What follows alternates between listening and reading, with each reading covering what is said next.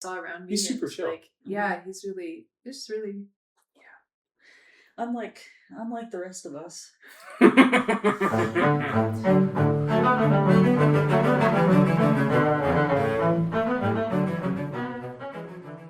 So, Brett. Yes. Welcome back. Thank you. We're going to be completely honest here. We've been busy. Yes, Life has been chaotic. Things continue to spiral out of control, and we know nothing about your program. So here. Great.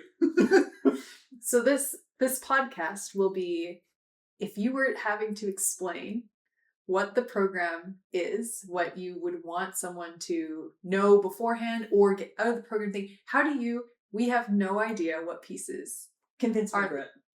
Oh. That's where we're What's at. the first piece on the program? Let me check the order first. Actually, Give me 1 second. We're already slap happy. Brett, would you introduce yourself? Do I need an introduction? No, never mind. Okay. Our guest for the third time, which is a record on this podcast. Yes, you are our most recorded guest. Yes. Back by popular demand. Brett the Third. So, okay, Brett the Third, you are here yet again because you've programmed another summer concert series performance. Yes. We're very excited about it, even though we know nothing. Great. So, the name of today's podcast is Convince Us to Come. So we're starting with. Well, I don't know how convincing I can be, but I can tell you about the pieces. So the first thing on the program is Mozart's A Musical Joke. Great. So I don't know if you know anything about this piece at all. The first time I actually heard of it, I was out in San Francisco, and they have this cool thing called Soundbox, which is like a separate hall from their main hall. And so I was playing in the big orchestra that week, and some of the other people in the section were playing in the small like chamber hall stuff. They were all dressed up, and I was like, "Why are you wearing wigs? Like, what's going on here?" And it's like, "Oh, like we're playing Mozart's Eine musikalische Spaß." Like, aha, funny, a joke. Well, basically, Mozart wrote it as poking fun to other composers writing things in the wrong form or extending phrases longer than they should be, and horns like playing in the wrong key. Oh my god. Wait, okay, because just over time, there have been composers who have made fun of other composers. Like Bartok comes to mind. Yes. Petty man sometimes. Or Saint Saw comes to mind. Petty man. Oh, yeah. But this is a whole new level of trolling. Yes. Where it's literally, is it quite literally, does it just sound wrong? There are moments where he intentionally writes it's mostly the horns, to sound wrong. Wrong notes, all these other things. And then there'll just be random phrases that keep going when everything else has already stopped and moved on to something else. Yeah. So the title of the program is From the Courts with Comedy. So I was given the Brandenburg Bach's first Brandenburg Concerto. That was the anchor piece. Mm-hmm. And I said, hey, you have this, work with it. Work with this instrumentation. What can you do with this? So I did. And I was like, you know what? People need a laugh. And so I was thinking, I was Brandenburg written, all the courts, all the castles, all the kings and all the queens come to mind. And so I said, you know what? Instead of turning things political, I was like, we're just going to have a good laugh about this. We're going to listen to some good music. We're going to have a good time. And here we are.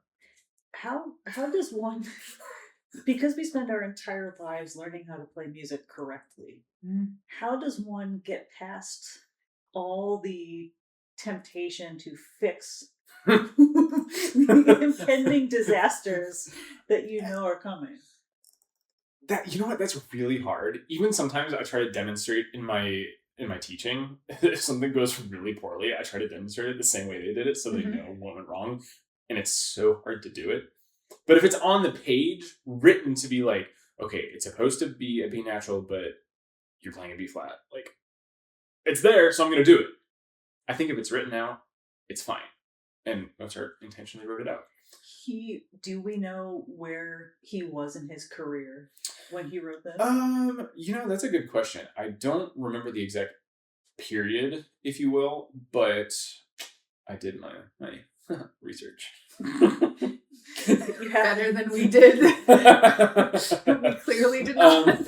So it was written in 1787. So that would have been his towards middle end. Let's say that's correct. I think that's correct. Yeah, I'm not a Mozart expert. 1787. This is to the microphone. You know what? It's I a feel different. like he died in 1790. So, right? But he was also really young. Yeah. He was like 35. 1791. He died in 1791. Yeah. 1791. So 4 years before Mozart's untimely death, he came out with this gem. Yes. That you have Shanghai, your Brandenburg musicians. Yes. What are the forces for this massive musical gem? So in Brandenburg, there are 3 violins, because there's the violin, it's not piccolo violin, but it's like a solo violin part, then violin 1, violin 2, viola, cello, bass, continuo, which is harpsichord, and then 2 horns, 3 oboes. They just get to honk away. 1 bassoon. And I think that's it. Okay. Yeah.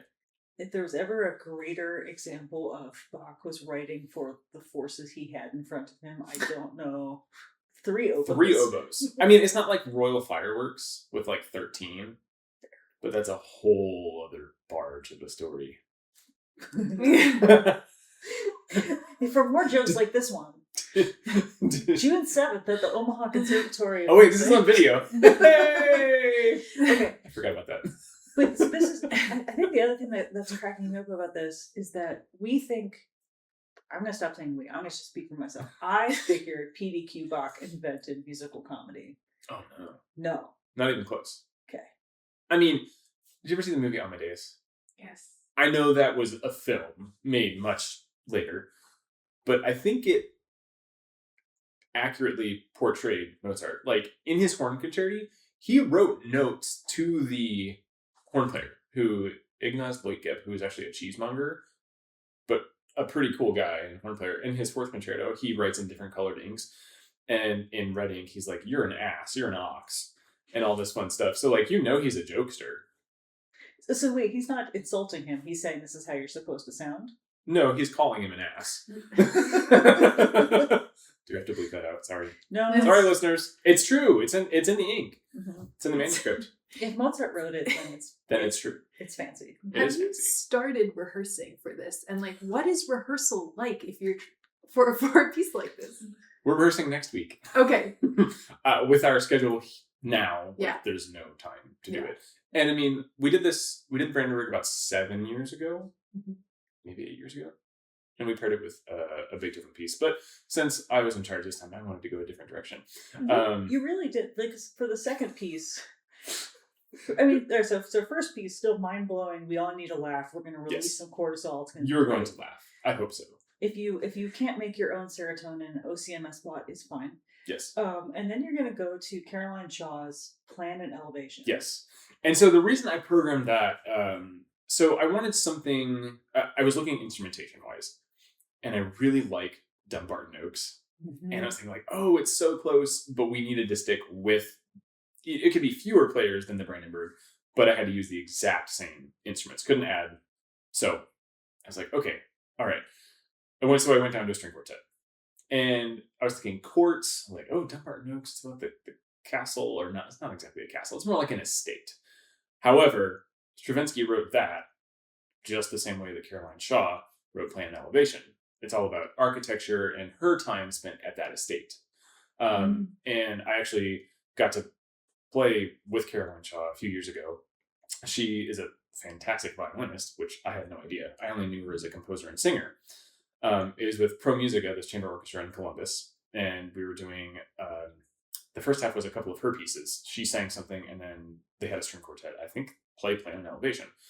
And then she comes back for the second half where we were doing Brahms' Second Symphony, and she just plops in the back of the seconds and just like sitting right in front of me, plays violin. I'm like, oh, that's pretty cool.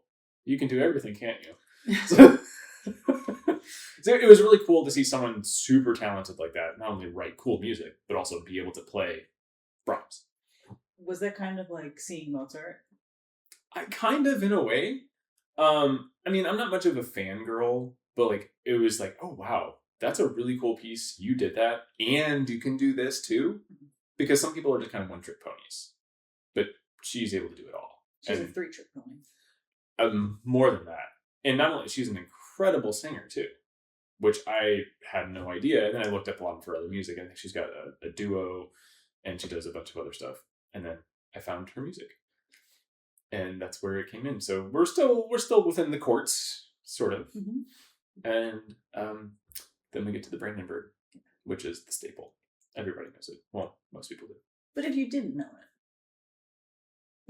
it, how would you begin? Like, how would you describe it? Because okay, so Bach, again, speaking entirely for myself, thinking it's going to sound Baroque.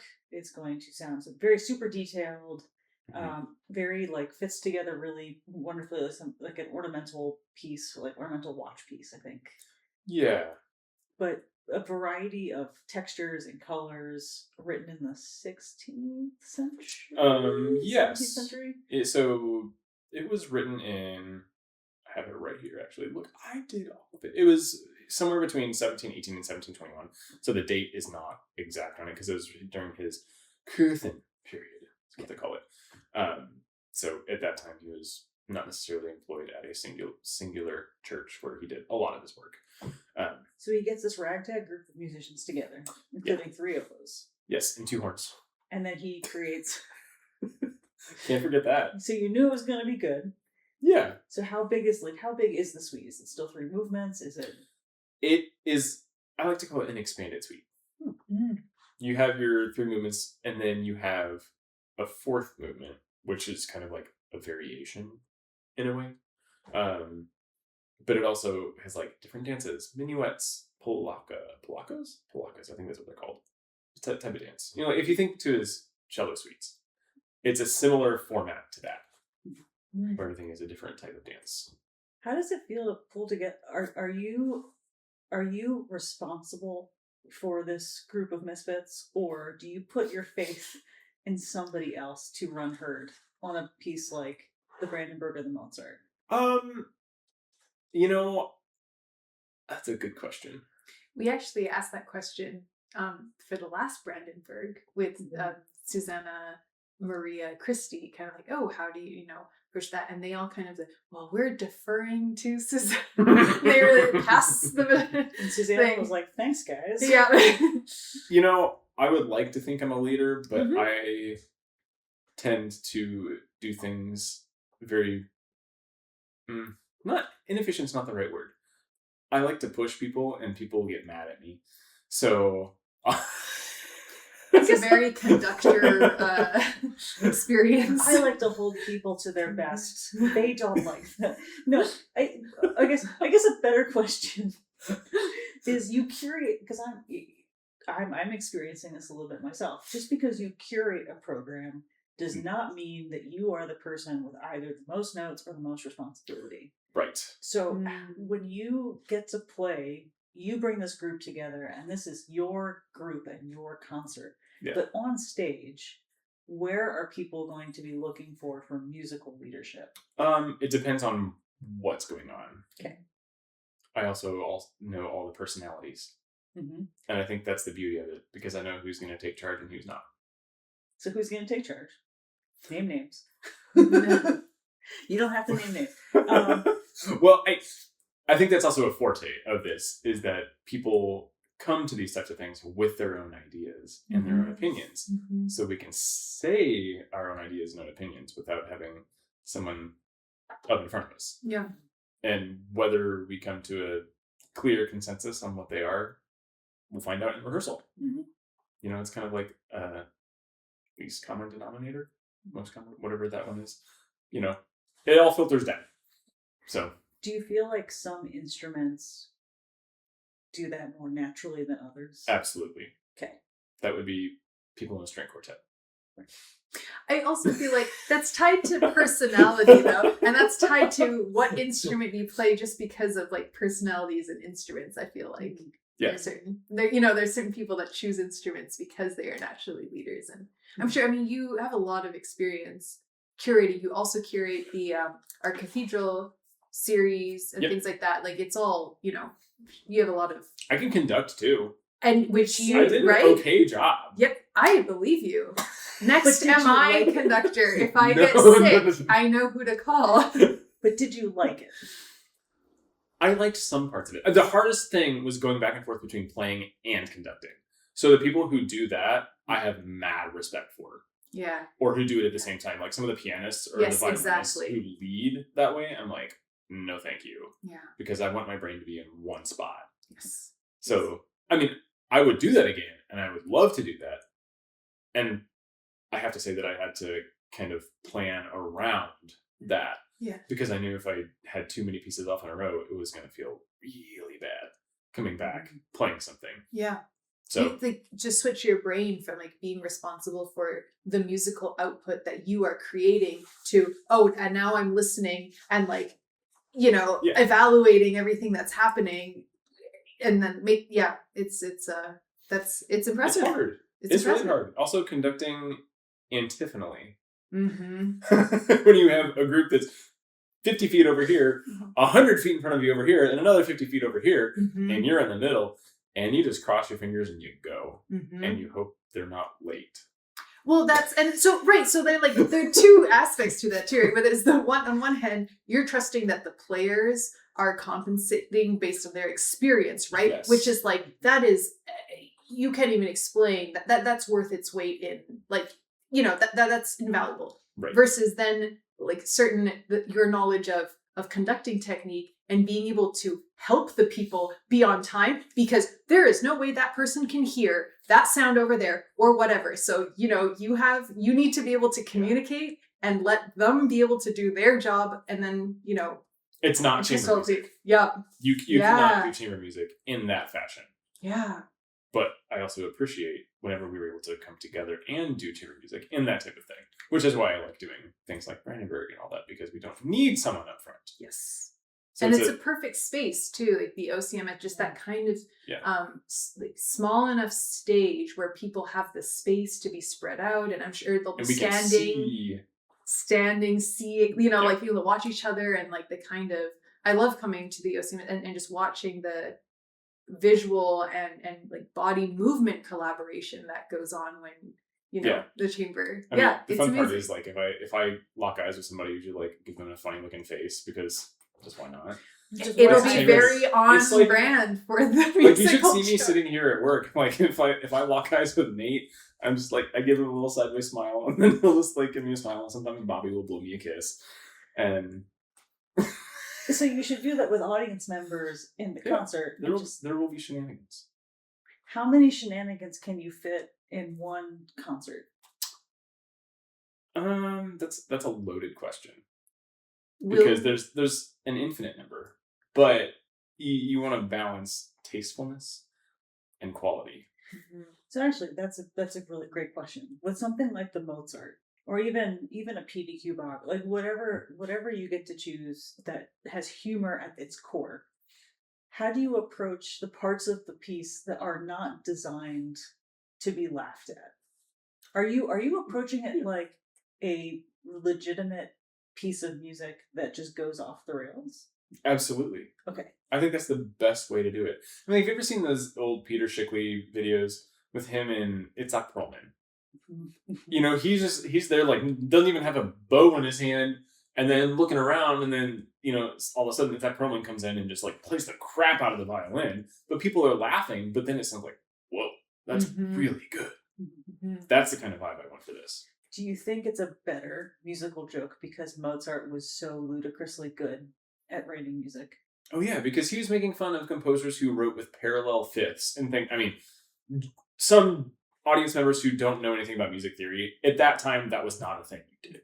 Right. That was, what do they call it, like devil's music or something. Right. I think that's how it really, or maybe that was during Bach's time. So a little bit earlier, parallel fifths were considered very like sacrilegious. When you're in music theory class in school, that's one of the first things you learn about writing counterpoint is you're not supposed to move. Bad voice leading. Yes, exactly. But he intentionally does this, and hence why it's titled The Musical Joke, because he's poking fun of people at that time who did that. Whether they were famous people or not, it's very valid and warranted. I'm just imagining kind of Mozart as like a stand-up comic. He just got a notebook every time he goes to a concert. He's like, and this and this. I was actually so Eric Leinsdorf wrote a book called The Composer's Advocate, and so he's super brilliant, like above brilliant musician, right? And but the problem is he doesn't understand why no one else is at his level. And so he writes about these mistakes that he finds in scores or these mistakes that he sees people making. And it seems to come from a place of, your brain works the same way as mine does, clearly. So why aren't you noticing X, Y, and Z?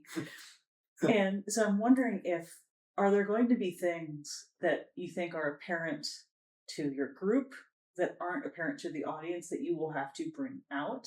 Yes. Okay. Yes. Okay, so how are you planning on doing that? Or That's when shenanigans come in. Great. And we just kind of have a good time. That's what we're there for. Nice. If you have a lighthearted piece on a program, people tend to relax more. If it's not so stuffy, that's part of this. That's why I wanted to start with that piece and not necessarily end with it. I mean, Brandenburg can go anywhere. It's a great piece. But this, you get people relaxed. You get them just like, oh, cool. And then you get to Caroline Shaw's music, which is kind of like a, whoa. Like a brilliant person doing brilliant things. And yes. Yeah. You hear harmonies that you would not think you could hear that sound good. And it's just like a trippy experience. Like you're breaking the, what do you call it, the fourth wall. That kind of experience. And then you rein it in a little bit, where you're going to hear some funky things. You're going to hear like 3 oboes playing in the bottom register in unison, and then the horns screaming, doing things that should have been done like on a hunting horn. Do you ever think Bach was joking around, or no? Okay, not in this instance. He was I think he was more poised. However, after having visited both his home and the church in Leipzig. He was in charge of the boys' choir. And in his written accounts, there were multiple attempts of boys lighting curtains on fire. So he obviously had to have a sense of humor. Like, oh crap, the church might burn down. But to write about it and laugh at it and send it in a letter to somebody, he had to have some sort of a sense of humor. But I don't think his employment at the time would have been apt to that type of humor. Whereas Mozart was primarily self-employed. People paid for him to come to them.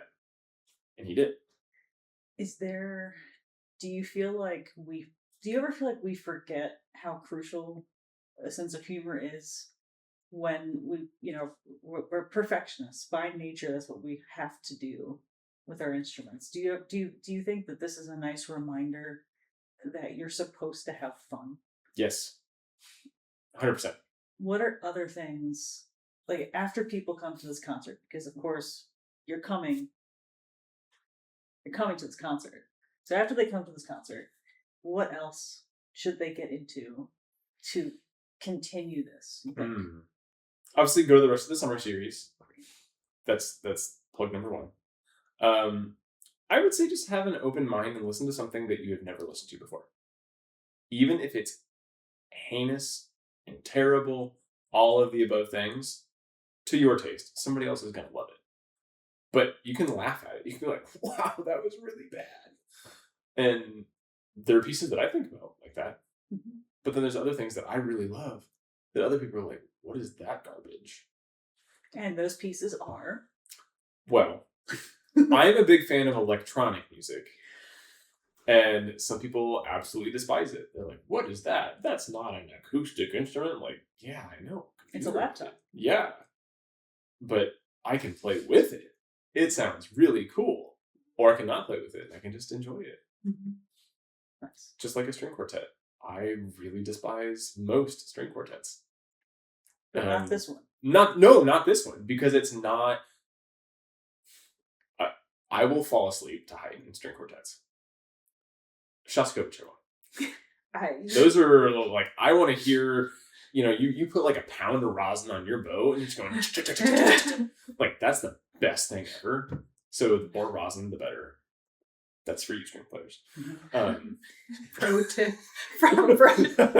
Pro tip: be like those two French violinists in Brevard, summer of 2013, who borrowed my bass rosin. Which I told them, I warned them, this is a bad decision, and they did it anyway. So okay, keep. Yes, that's a good tip. Where is it going from that? So, yeah, just a pound of rosin, and then just go for it. Sometimes you make a bad sound. That's okay, as long as you're going for it. I might make a bad sound tonight. We'll find out. We'll find out. Right. I do what I want. I have a good time with it. Most of the time it sounds pretty good, but I don't know. You sit up in the hall. Sounds good to me. Every so often there might be something egregious. There will be nothing egregious on June 7th, except for the things that are supposed to be egregious. Yes, exactly. Yeah. Look forward to the egregious, because they're supposed to be there. So Brett, I have a spur of the moment last question for you. Okay. We need your favorite viola joke. Or favorite music joke, but preferably a viola joke. I mean, I know it burns longer than a violin. That's it. Thank you.